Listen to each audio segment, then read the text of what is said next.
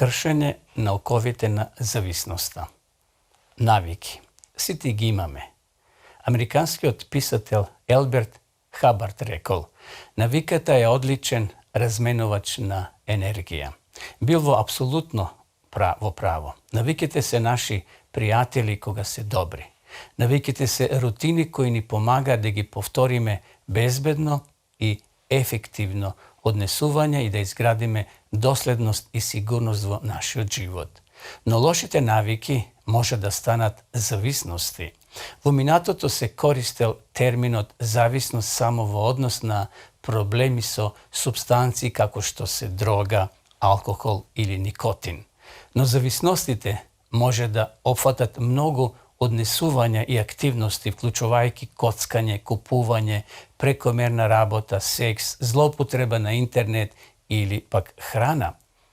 Мозокот надвор од контрола, карактеристика на зависноста е навистина, почитувани гледачи, продолжување на самоуништувачкото однесување без оглед на сериозноста на последиците.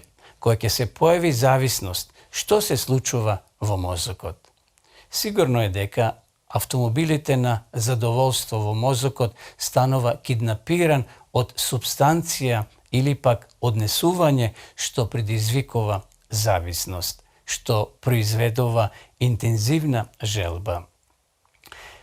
Заплетканите корени на зависноста може да бидат опасни. Зависностите имат многу можни корени, вклучувајќи емоционални, духовни, физички, поврзани со животната средина и генетиката. Зависностите се силни, но достапните алатки за нивно надминување се војната е уште посилна. Во секоја војна важно е да се разбере силата на непријателот, да се развие стратегија за посокуваната победа. Бог го создал човечкиот мозок, дури и кај возрастните, со голем капацитет да се преобликува според она што го учи, па дури и да расте нови врски или неврони. Психијатрот Џон Рати објаснува: искуствата, мислите, постапките и емоциите буквално ја менуваат структурата на нашето битие, на нашиот мозок. Гледајќи го мозокот како мускул кој може да биде ослабен или зајакнат, можеме да ја вежбаме нашата способност да одлучиме кои ќе станеме. Навистина, откако ќе разбереме како што се развива мозокот, можеме да го тренираме нашиот мозок за подобро здравје, виталност и долговечност. Силно, моќно и заштитно оружје ви стои на располагање за правење и чување трајни промени во текот на времето. Тоа вклучува создавање на средина, внатрешна и надворешна. Обратете внимание на вашите мисли, надминувањето на негативноста и негувањето благодарност го отвара патот до успехот. Ти ќе бидеш каков и да одберете вашиот мозок да биде. Затоа како што тој ве цени во својата душа, така и вие неговата храна.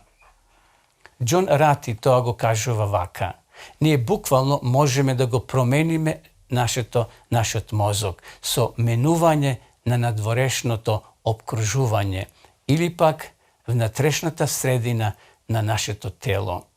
Можеме подобро да ги искористиме нашите силни страни и да ги поправиме нашите слабости. Неопходните услови за промена е промена на ставот. Погрижете се, почитувани, вашата околина да ви помогне, а не да ве повреди. Например, заменете го вашиот сад со сладки или пепелник со сад со свеж овоше. Чувајте ги вашите патики покрај вратата или во вашата торба за вежбање во автомобилот, спремни за тргнување.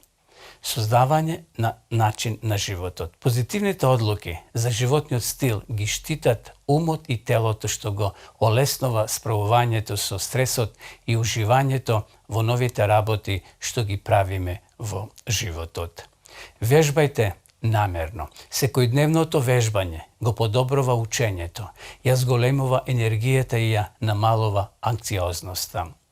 Jedењето доволно свежо овоше, интегрални житарки, мешунки и јаткасти плодови гради ментално јака сила и го намалува стресот.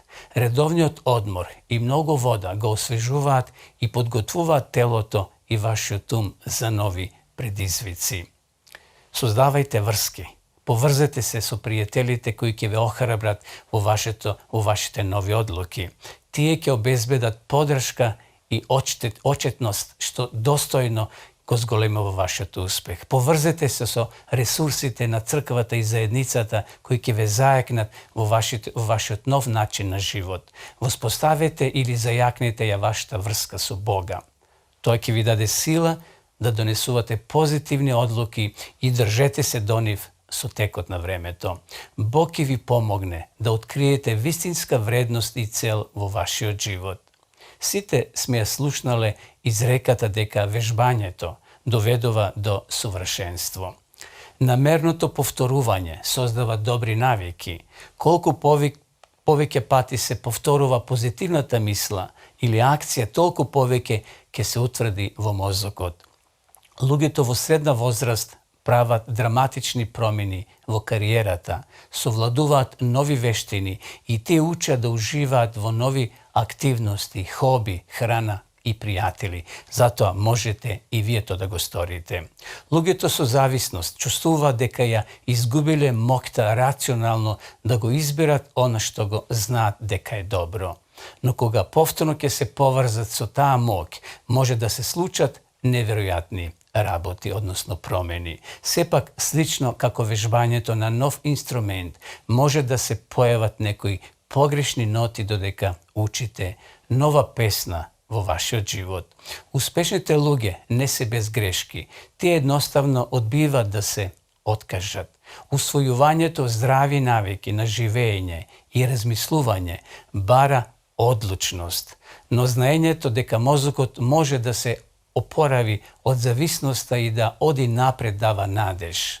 Почитувани гледачи, може би сте се обиделе да надминете некоја ваша зависност и постојано сте доживувале пораз. Сепак, тврдината на зависноста може да се урне, користејќи го оружјето што Бог го дал за да се лекува умот, телото и духот.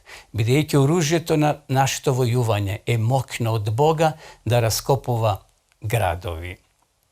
Бог знае дека ни треба Негова помош, Негова сила и воство за да успееме напред во секоја област од животот. Токму сега, замолете го Бога да ви помогне во вашите борби. Неговиот совет повикува и неговото ветување е сигурно. Утешителен совет од Бога. Надевај се на Господа со сето своје срце и не се потпирај врз сопствениот разум. Мисли на Него на сите своји патишта и Тој ќе ги исправи твоите патеки. Почитувани, скъпоценното ветување од Бога гласи: не бој се, зашто јас сум со тебе. Не обрнувај се исплашено, зашто јас сум твојот Бог. Јас ке те крепам и ке ти помогнам, те потпирам со победничка десница.